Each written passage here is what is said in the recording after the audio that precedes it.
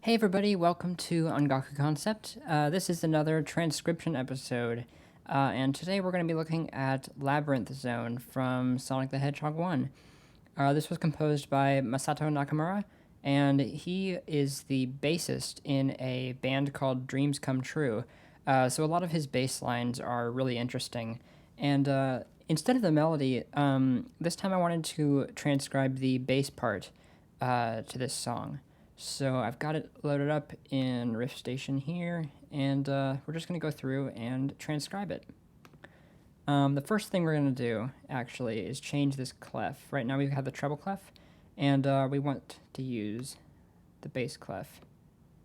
I might actually be changing this, because the part is supposed to mimic a bass guitar, and bass guitar parts are usually written with a bass clef with a little 8 under it, which means everything sounds an octave lower than it's written. So if I have too many letter lines going on here, I may switch to that. But for right now, I'm just going to stick with a regular bass clef. So let's take a listen. Alright, so right there, it kind of sounds like the pickup bar. I forget the classical term for it, but basically it's an incomplete bar before the start of a song, I guess, in the intro of a song. Like, to me, it sounds like right when that bass hits, that's the start of a new bar, and the previous notes is 1, 2, 3. There's 3 eighth notes there. So I would put like an incomplete bar with just 3 eighth notes here, and then continue on in common time from here. But it doesn't really work that way if you keep listening. Because when that bass hits, I would expect it to be the 1 of like a, 4/4 time. 1, 2, 3, 4, and it doesn't match up. What's really going on is that it's actually starting it on the 1. Hopefully this makes sense to you guys, but it's the time is actually starting right when this first note hits. So if I start counting in 4/4 time right here, 1, 2, 3, 4, 1, 2, 3, 4. It syncs up well. So this has kind of been a common thing, and I don't know if it had to do with like the limitations of the programming, or probably not, but it's been a common thing with the Sonic 1 tunes so far, including with Scrap Brain Zone that I transcribed recently, where everything is kind of synced up to 4/4 time, even if it doesn't really sound like it. I don't know. I'm rambling, but what I'm going to do is I'm just going to go ahead and write this in 4/4 time. I'm not going to worry about any pickup bars or anything like that, even if it kind of sounds that way to me. Because that's the first bar, I'm going to assume... I'm just going to put a break at 5 bars, because the first bar is kind of this introduction to the A section of the song. That thing there is 3 eighth notes long, so I'm just going to put a quarter note and an eighth note rest. And here we have our first bass note. Okay, so that's D. I can't get down that low on my guitar, my electric guitar, but I know it's an octave lower than that.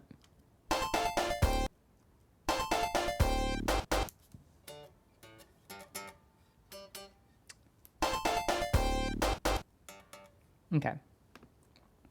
So we have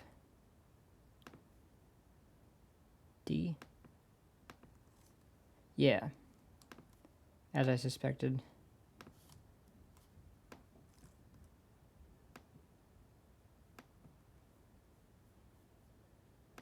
I'm going to put some staccato lines here. Dots, I'm sorry. Just to say these notes should be shorter. Also, the tempo, I forgot to put the tempo down, is, according to Riff Station, which figures it out automatically, it's about 126 beats per minute. So I'll just put that there. Alright.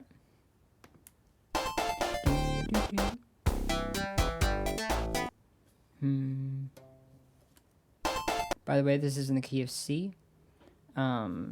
We have that D to G, and then it resolves on C.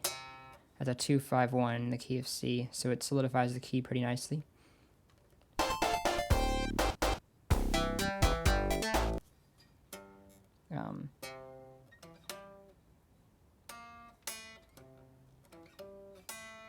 Okay.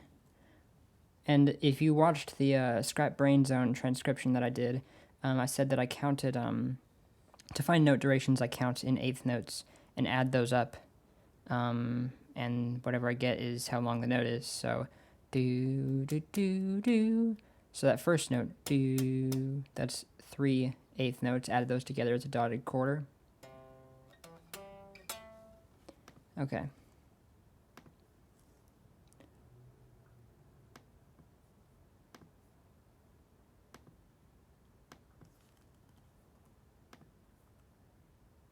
Yeah.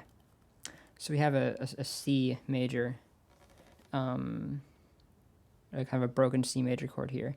C, E, G, A. I'm gonna put a little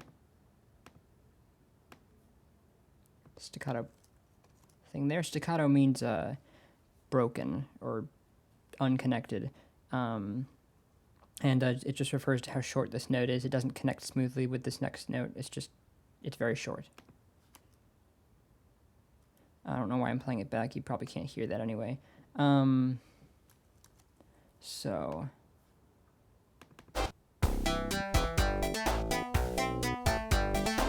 And then we just kind of go back down.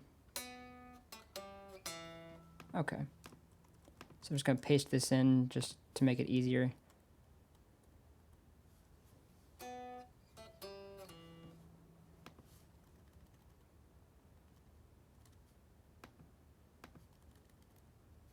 All right.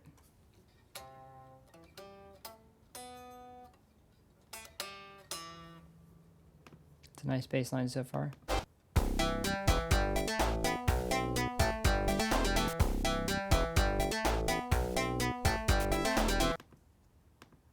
All right, it just repeats.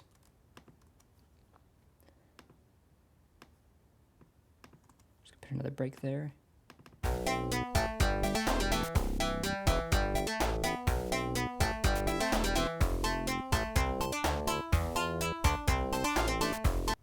So it sounds like he moves up to F, yeah, and then just repeats the same thing.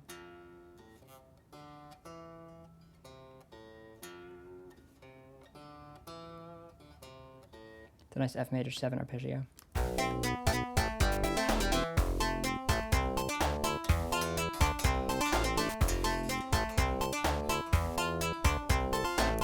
Okay, so what I'm going to do is I'm just going to copy all of this, paste it right here, and move this C up. I'm bad at reading my bass clef. C, D, E, F. Okay. All right.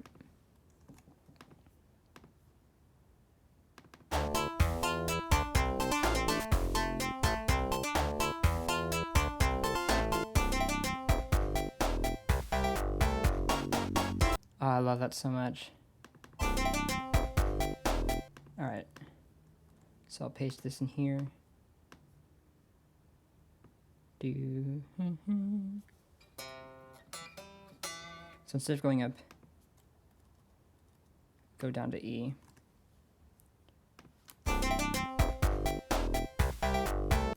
Do do do do do. So C, G, C.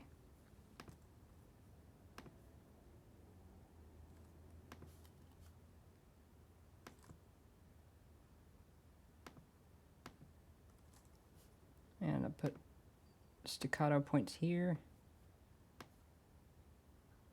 I don't need that one.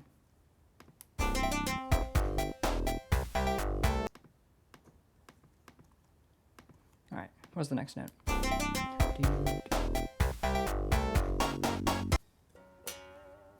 Just an F sharp. Whole note, half note of F sharp. Did I already forget where F was?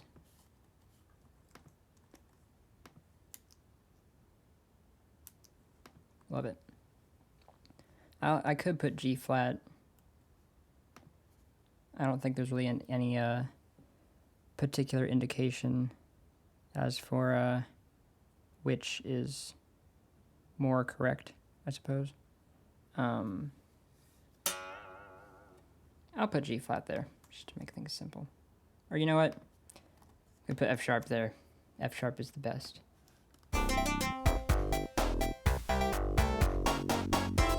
Alright, and since that's the start of a new section, I'm actually going to go ahead and try and squeeze that into this next line.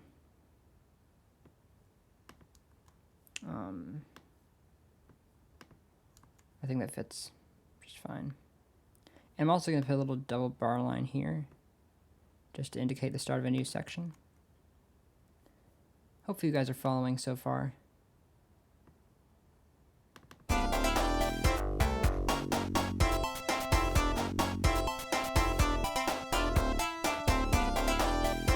Okay, it starts to get a little unclear down when it gets really low.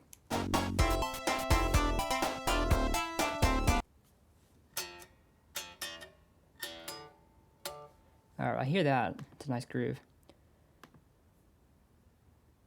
So we start on an F. Do, do, three.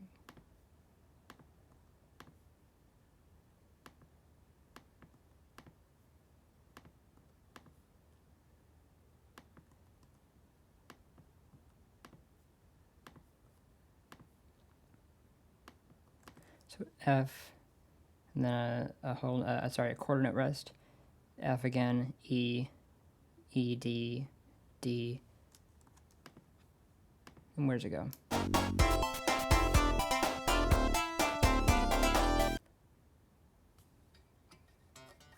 It sounds like it goes from C up to E, like this.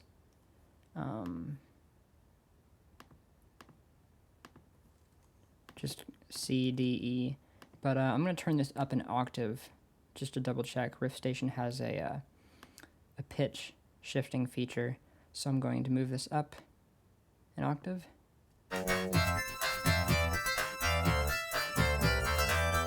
Yes, it does. Okay. So it goes from C up to E like that.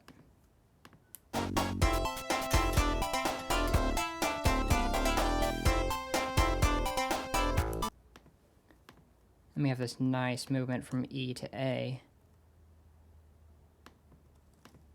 I don't know what the rest of the notes or the timing is though, so let me keep listening.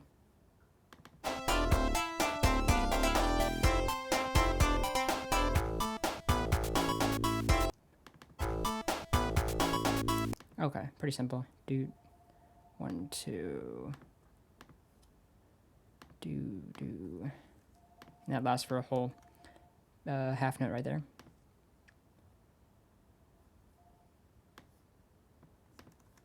And what goes next?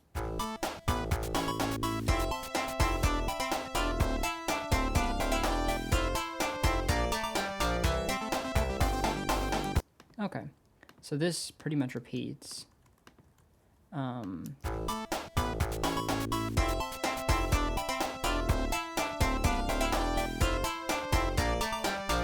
we have this nice B flat.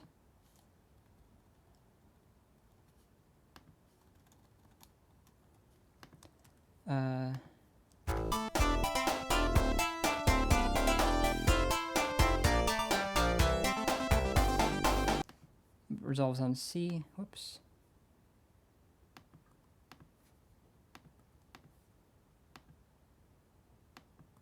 Then we have G to prepare for the A section again. Cool. And where does it go from here?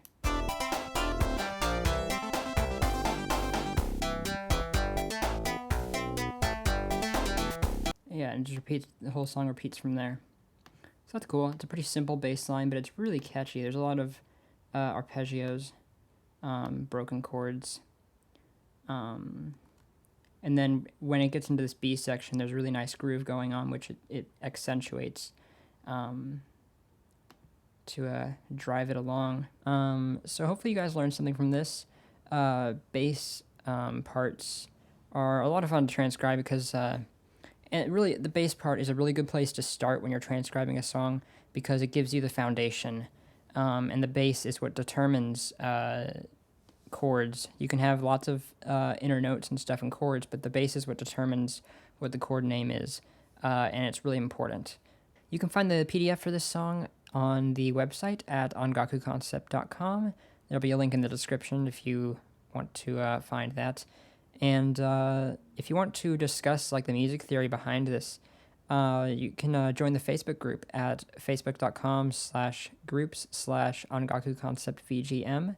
And it's just a fun place where we talk about music theory and game music and stuff, and it'll be a lot of fun. So thank you guys for watching, and I'll see you next week.